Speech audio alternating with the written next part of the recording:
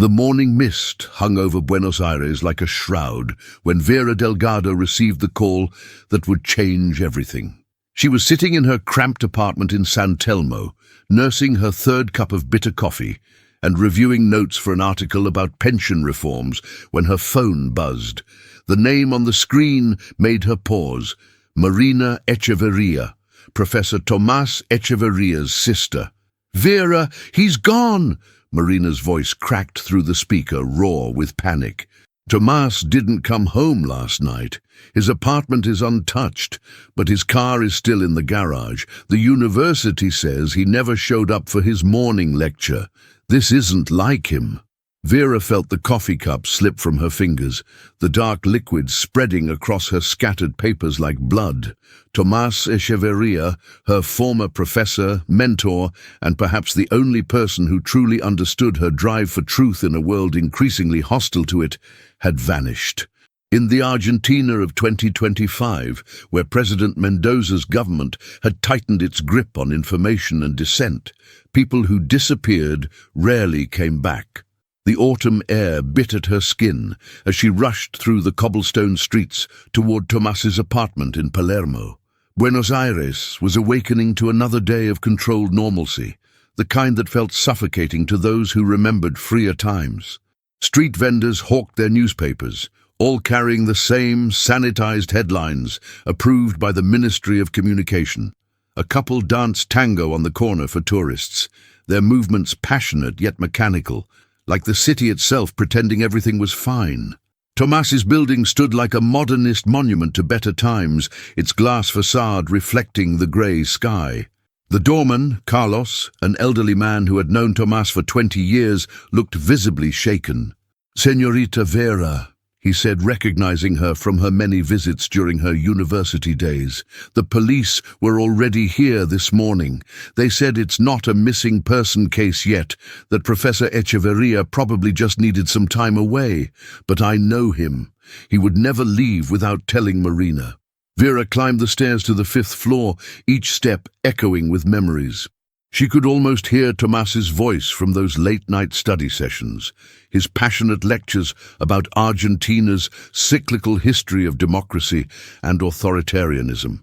"History doesn't repeat, Vera," he would say, gesturing with his ever-present mate gourd. "But it rhymes, and we must learn to hear the rhythm before the music stops." The apartment door was unlocked, which immediately set off alarms in Vera's mind. Inside, everything appeared normal, almost staged in its normalcy. Tomás's desk held neat stacks of papers, his computer screen dark but humming softly. A half-eaten Media Lunas sat on a plate beside a cold cup of coffee. She moved through the rooms like a detective, her journalistic instincts sharp. In the bedroom, the bed was made with military precision, his clothes hung in perfect order. Only one thing seemed out of place. A copy of Borges's Labyrinths lay open on the nightstand, a passage underlined in fresh ink. "Time is the substance I am made of. Time is a river that carries me away, but I am the river." Marina arrived as Vera was photographing the book. The resemblance between the siblings was striking, the same sharp cheekbones and intelligent eyes, though Marina's were now red with worry. "He called me yesterday afternoon," Marina said, sinking into Tomás's leather reading chair. "He sounded strange, excited, but also fearful. He said he had discovered something important about the Donovan files." Vera's breath caught. The Donovan files were urban legend among journalists, supposedly containing evidence of government surveillance programs and lists of citizens marked for observation. Many had tried to find them, none had succeeded. If Tomás had actually discovered something, it would explain his disappearance. "Did he say anything else?" Vera pressed, pulling out her notebook. Marina shook her head, then paused. "Wait, he mentioned meeting someone, an old colleague from his days at the National Archive. Someone named Rafael Santoro." Vera knew that name. Santoro had been dismissed from the archive 3 years ago under mysterious circumstances, shortly after the Mendoza administration came to power. Finding him would be like searching for a ghost in a city full of shadows.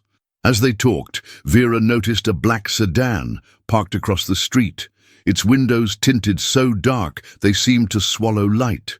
It had been there when she arrived and hadn't moved. The familiar chill of surveillance crept up her spine, a sensation she'd grown accustomed to but never comfortable with.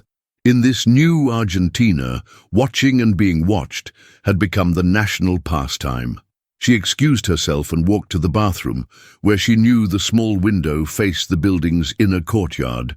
There, she pulled out her secure phone, the one she used for sensitive sources, and sent a message to her contact at the Ministry of Interior.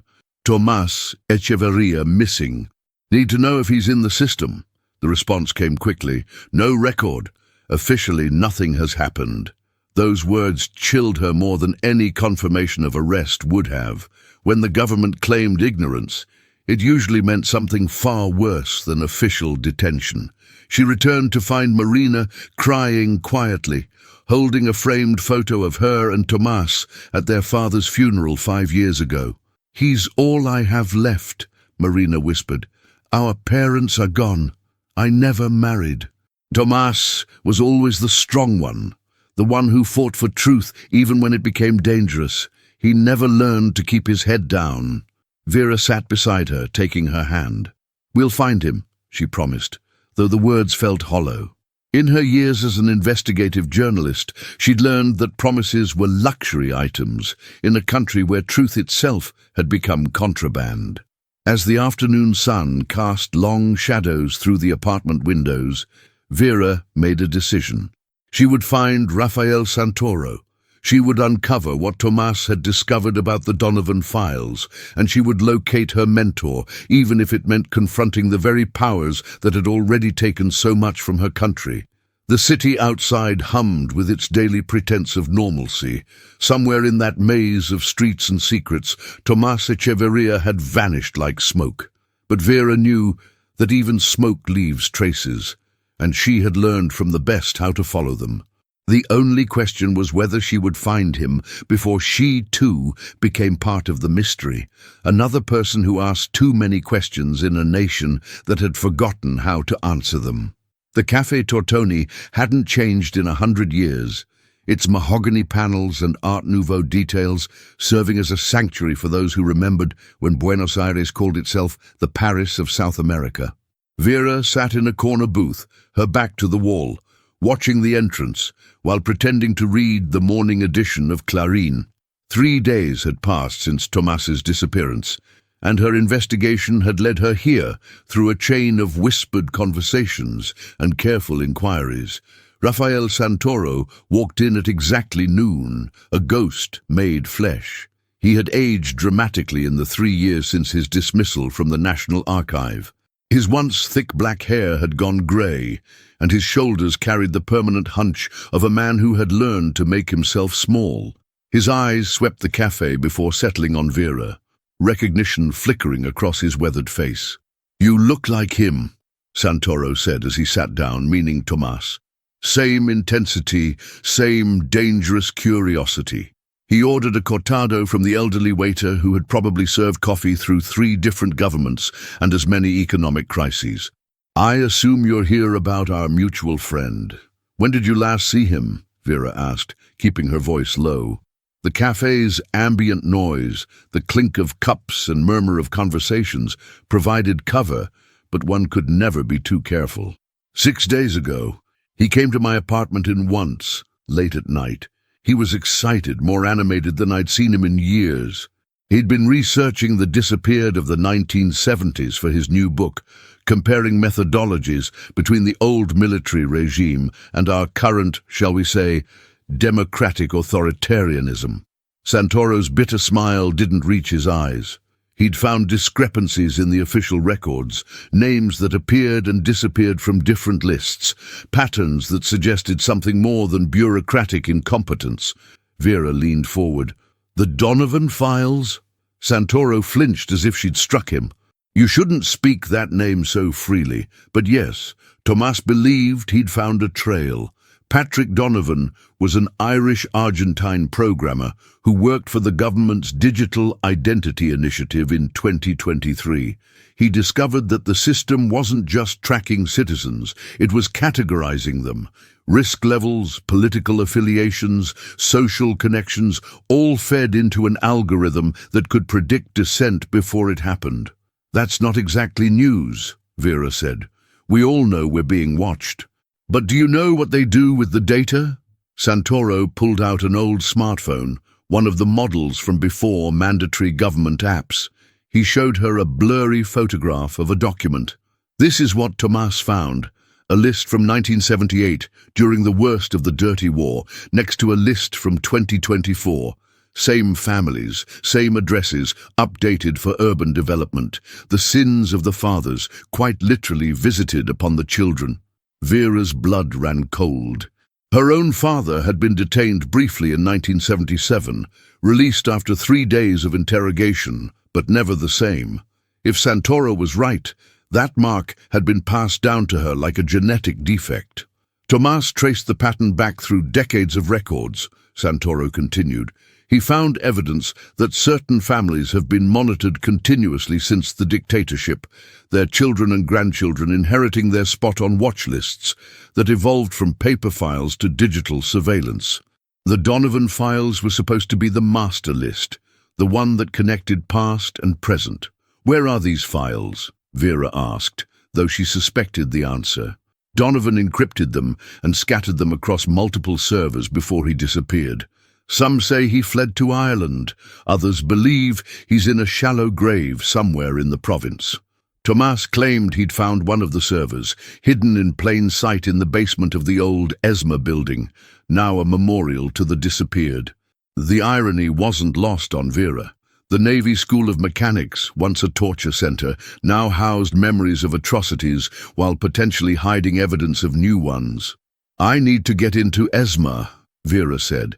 Santoro laughed, a sound devoid of humor.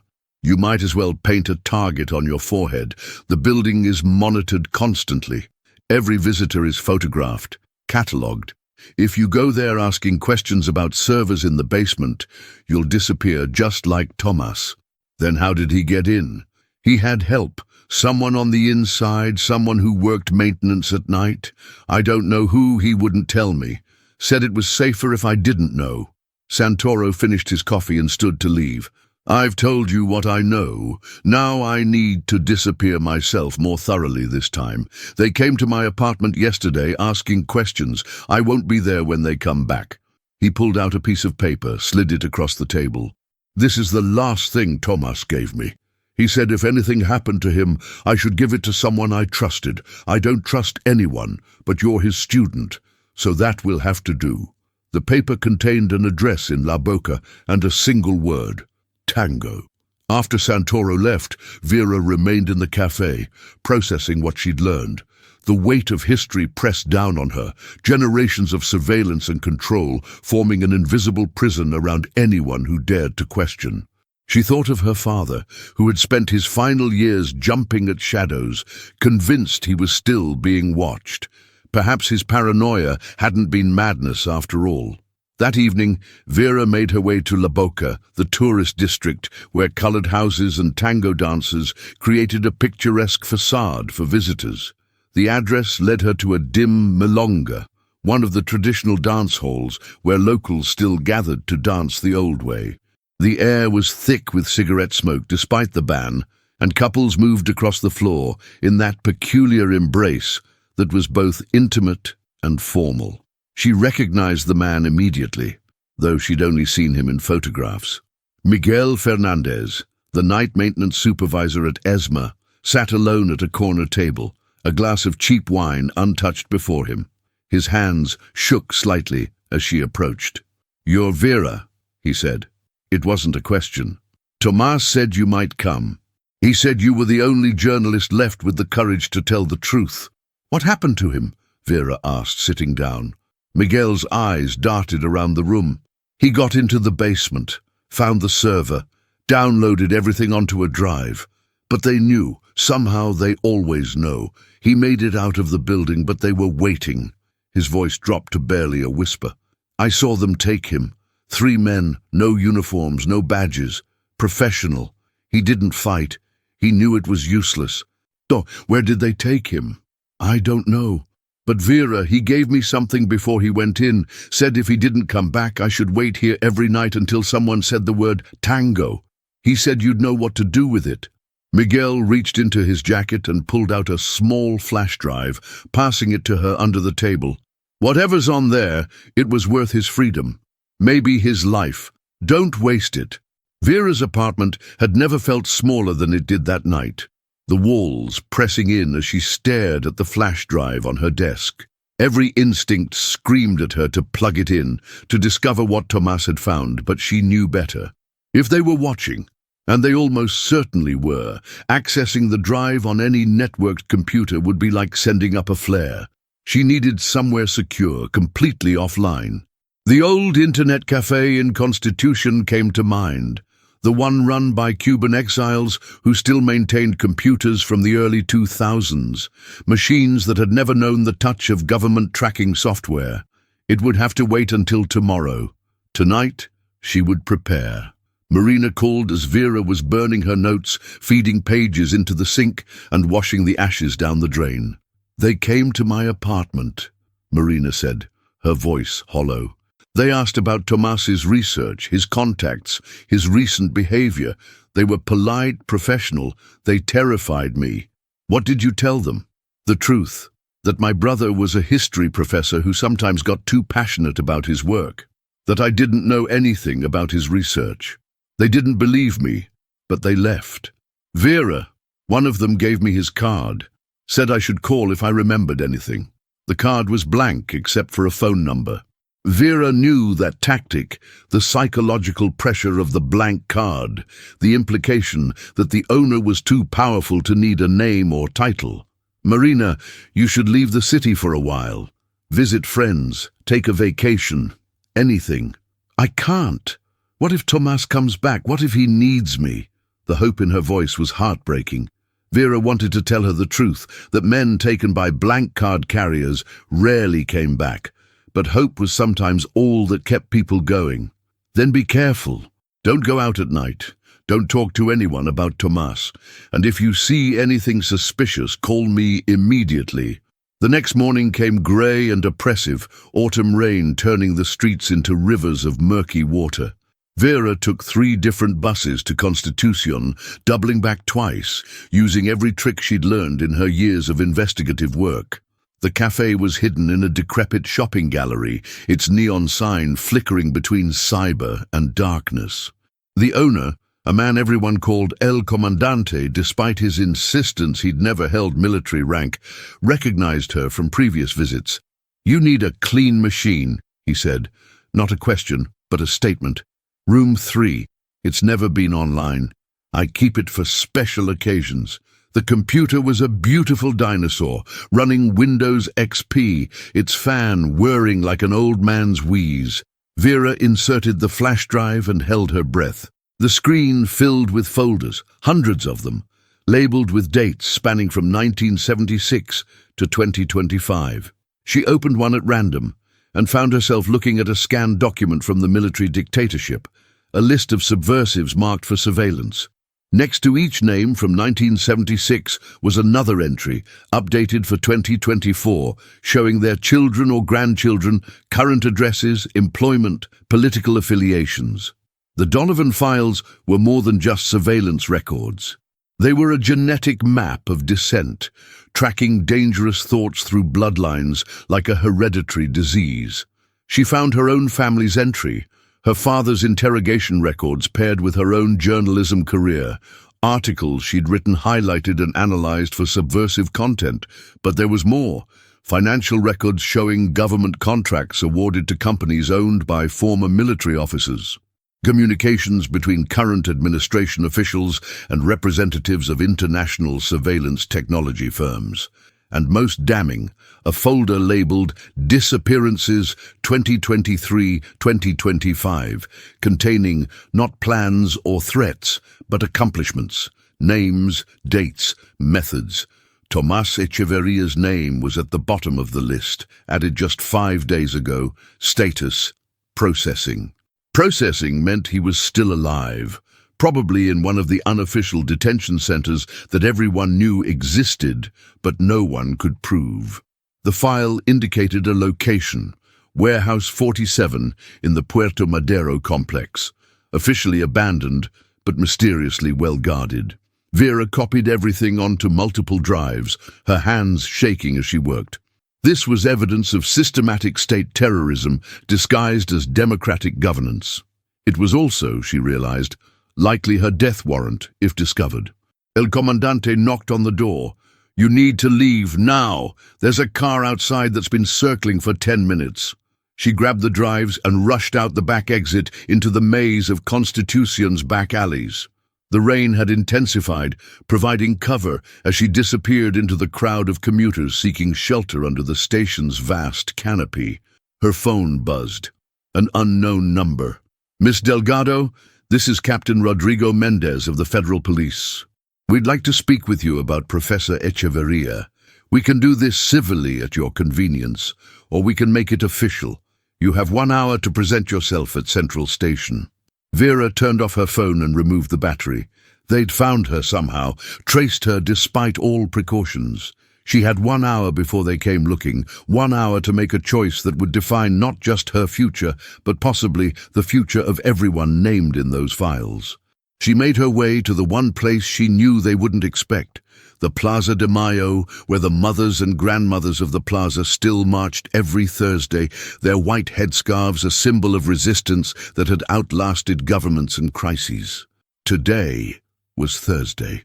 The women welcomed her without question, handed her a white scarf, and she joined their eternal circle around the pyramid. As she walked, she saw others watching from the buildings surrounding the plaza, government observers who documented every participant but didn't dare interrupt this ritual that had become sacred to Argentine consciousness. An elderly woman beside her, possibly 90 years old, whispered without looking at her, "You're the journalist. Tomas told us about you. He said you would come. You know where he is? We know where they all are, child. We've always known. The question is, what you're willing to risk to get him back." As they completed another circle, Vera felt the weight of history on her shoulders. These women had faced down dictators, demanded answers when silence meant safety, turned their grief into a weapon against forgetting. Now it was her turn to decide, safety in silence or danger in truth. The hour was almost up. Around the plaza she could see unmarked cars arriving, men in suits stepping out, waiting. Captain Mendez stood by the cathedral, watching her through the crowd of marching women. Their eyes met across the distance, and she saw him nod slightly, an acknowledgement of the game they were playing. The interrogation room at Central Station was deliberately mundane, its beige walls and fluorescent lighting designed to drain hope rather than inspire fear. Captain Mendez sat across from Vera, a manila folder closed on the metal table between them. He hadn't arrested her, not officially. This was still, in the peculiar logic of Argentine bureaucracy, a voluntary conversation. "You've been busy, Miss Delgado," Mendez began, his voice carrying the weariness of a man who'd had this conversation too many times. "Visiting suspicious persons, accessing restricted information, spreading conspiracy theories about a simple missing person case. Is that what Tomas is? A simple missing person?" Vera kept her voice steady, though her heart was racing. Mendez opened the folder, revealing photographs.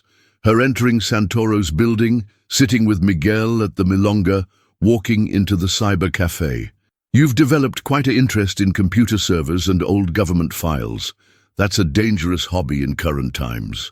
"I'm a journalist. Research is my job." "Was your job," Mendez corrected. "Your newspaper was closed this morning. Irregularities in their tax filings, apparently. Your editor, Roberto Salinas, is being questioned about financial improprieties. Your photographer, Luis, had his work visa revoked. He's probably halfway back to Colombia by now." The systematic destruction of her professional world hit Vera like physical blows. They weren't just trying to silence her, they were erasing her entire support network. "What do you want?" she asked. Mendez leaned back, studying her. I want to tell you a story. There once was a police captain who believed in justice, who joined the force to protect people. Then he learned that protection and justice are luxury goods in a country that trades in darker currencies. This captain had a choice: adapt or disappear. He adapted. And now you make others disappear. No, Mendes said sharply. I try to prevent disappearances. Do you know why you're sitting here instead of in Warehouse 47 with your professor? Because I intervened.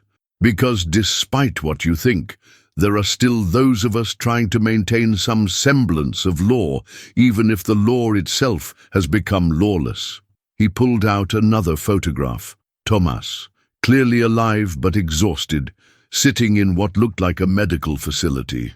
He's being held under the Public Security Act, suspected of accessing classified information. In 3 days, there will be a hearing. If no evidence is presented, he'll be released. If evidence is presented... He didn't finish the sentence. What evidence could there be? He's a history professor. The same evidence that could make you disappear. The contents of a certain flash drive that you accessed this morning. Yes, we know. El Comandante has been our informant for years. The computer you used transmitted everything to us the moment you inserted the drive. Vera felt the floor drop away. They'd known all along. Let her think she was clever. Let her gather the evidence that would convict both her and Tomas. However, Mendes continued, that transmission mysteriously failed. Technical glitch. Very unfortunate. Without that evidence, we have nothing but circumstantial suspicion. She stared at him, trying to understand. You're helping us? I'm trying to maintain balance. The system needs people like you, Miss Delgado, voices of dissent that keep us from sliding too far into darkness. But it also needs people like me, who ensure that dissent doesn't become chaos. It's a delicate dance, one that's been going on since this country was founded. What about the Donovan files? Mendez's expression hardened. Those files don't exist. They never existed. And if they did exist, publishing them would be an act of terrorism that would result in immediate and permanent consequences for everyone involved. Do you understand? The threat was clear, but so was something else. Fear.